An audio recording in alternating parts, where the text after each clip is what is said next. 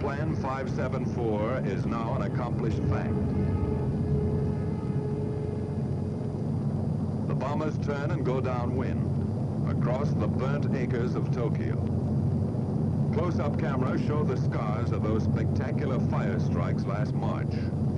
51 square miles of LeMay treatment. Across the bay, and a tailwind speeds them south, down the Chiba Peninsula. This is fighter country. With the first call on the intercom, our Mustangs peel off and go to work again.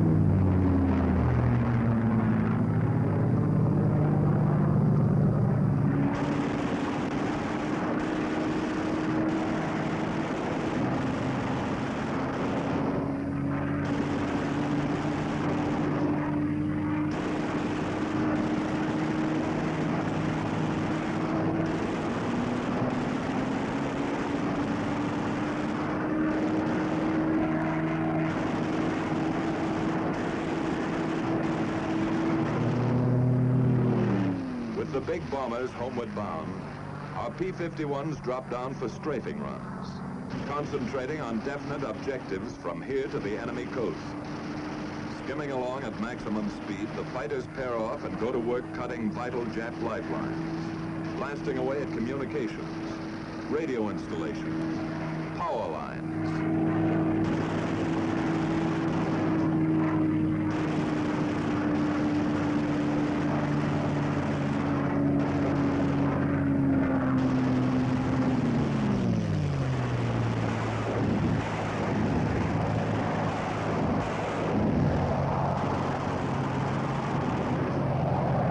Swooping down on enemy transportation, railroads, marshalling yards, small suburban factories.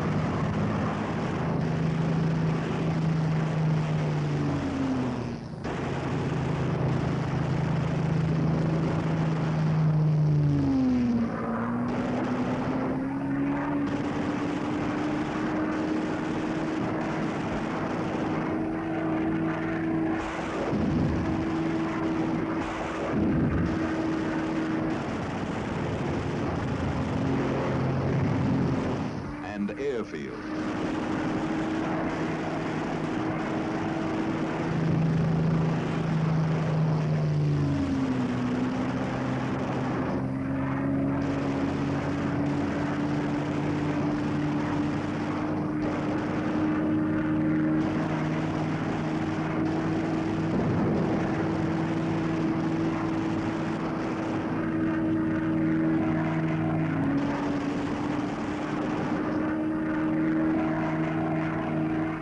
On to shipping targets. Freighters, fishermen, trawlers, harbor and coastal craft. Destroyer or lugger, it's the same enemy.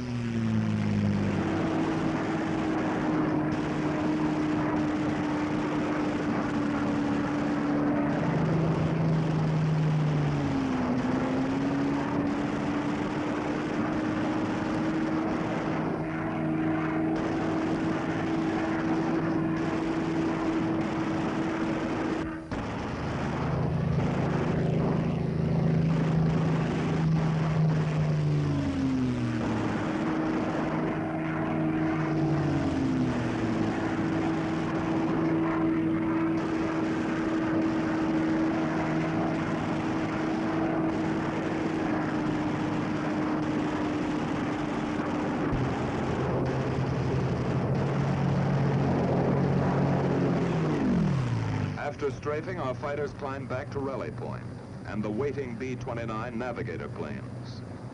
With the first sight of Iwo, fuel gauges are down close to empty, but fighter spirits begin to rise.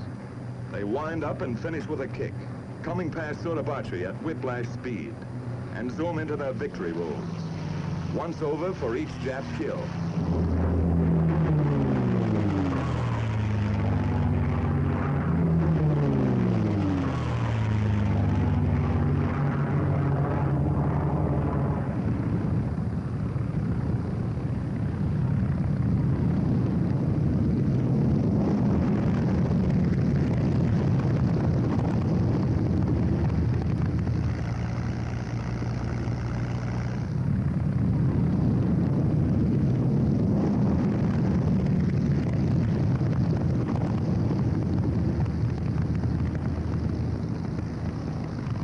After the last fighter groups are in, all hands sweat in those first limping B-29s.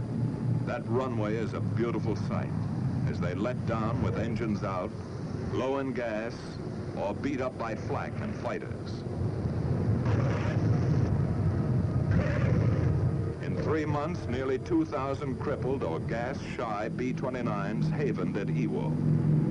You can understand why those 4 fanboys blessed those Marines and even named their planes after them. The lucky ones are fueled and depart for home bases in an hour. But Iwo still has its hazards. Weather can turn this station into a hopeless daymare. Fog and quick overcast often blacks out the airstrip during these crucial periods. That means orders to bail out. Or with luck, a B-29 might drop in for a copybook ditching.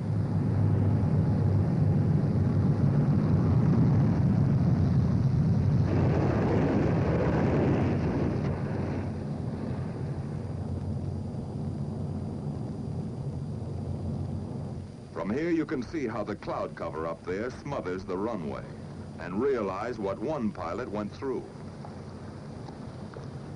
Sometimes a battle-scarred bomber staggers back to Iwo, only to flatten out at the last heartbreaking second.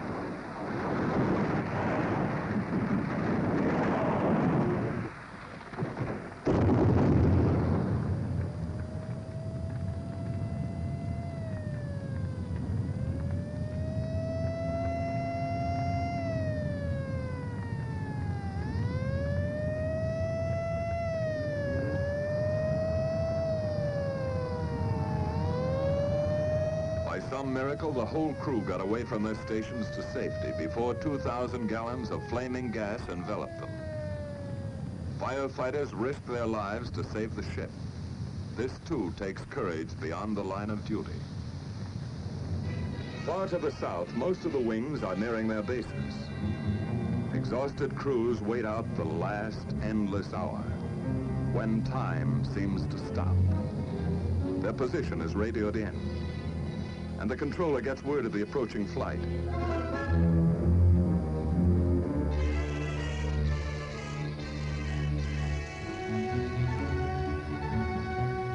At last, the familiar Arianas appear on the horizon.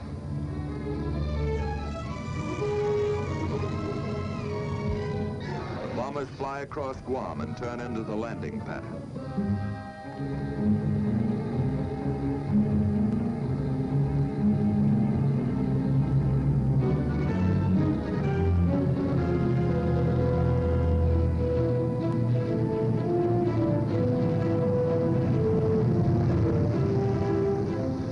Hours ago, they left the other end of that runway.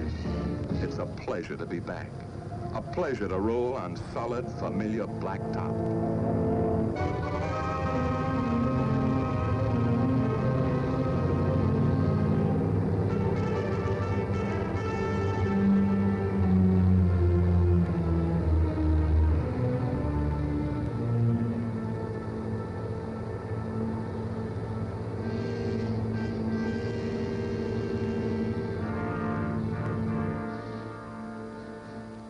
It's good to feel the sudden, humid heat, to be among the living, swapping details with the ground crew.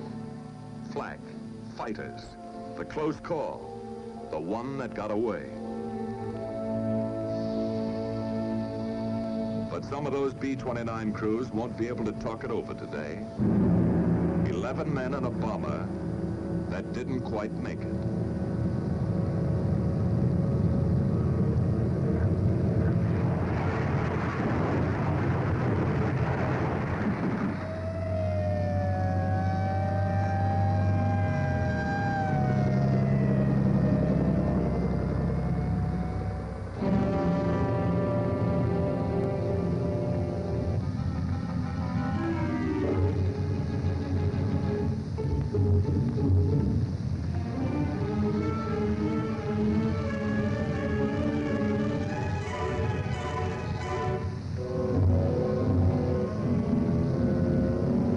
Rescue squads tear away the hot metal.